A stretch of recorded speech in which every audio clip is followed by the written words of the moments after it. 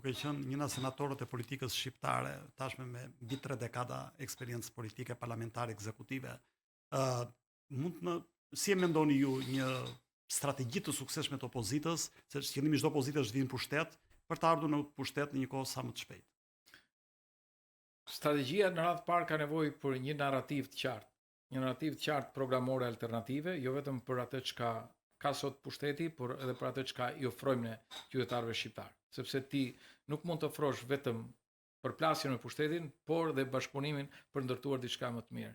Dhe eksperjenca nga 2001 deri në 2005 është një eksperiencë të cilën opozita duhet ta rikthejë dhe ta vlerësojë. Unë jam gjithmonë që momente historike duhen rivlerësuar në një moment don për të marrë atë që është më e mira.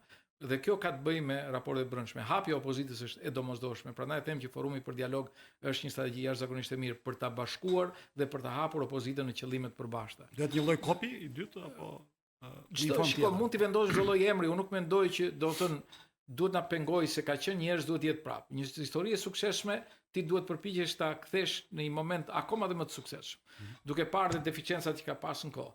Kurse në raportin me ndërkombëtar ka nevojë për një narrativ shumë të unifikuar të opozitës. Ka nevojë për një negocim shumë, si të them, jo të personalizuar, për të kontrolluar, për të mos krijuar kakofoni. Dhe nuk fillon diskutimi me faktorin ndërkombëtar thjesht tek halli i problemi që ke ti, për të qartë për situatën që ke. Fillon tek interesi i tyre. Interesi i Amerikës dhe i Bashkimit Evropian. E para është një stabilitet në rajonin e Ballkanit, e dyta është heqja e influencave të aktorëve të cilët vinë ndesh me interesat e Europës edhe Shtetet Bashkuara të Amerikës, ne jemi pjesë e NATO-s, dhe ajo që thash ndërtimi i dimension NATO në rajonin e Ballkanit, padyshim jep një dimension më të mirë opozitës, e cila ka ndarësuar Shqipërinë në NATO dhe kjo qeveri s'ka bërë asnjë gjë në këtë pikpamje për ta kapitalizuar domethënë marrëdhënien me NATO. Por dhe alternativa që ju ofronin dhe modelet. Dhe për të parë pastaj në shqetësimin e tyre se sa ky trafik droge, kartelet drogës, krimi organizuar ka efektuar qeverisjen në Shqipëri në pastrim parash, në ekonomi, edhe në manipulimin e zgjedhjeve. Kjo qasje besoj është më drejtësa vetëm duke thënë Rama bëri këtë, ky tjetri bëri këtë e tjerë. Këto janë fakte të cilat ata mund t'i marrin çdo lloj burimi. Ajo që është e rëndësishme për ta është kuptojnë se ku shkon ti në luftën kundër kësaj qeverie, por edhe në partneritetin me ta dhe kush është pozitiv janë atë që ti ndërton në këtë lloj partneriteti.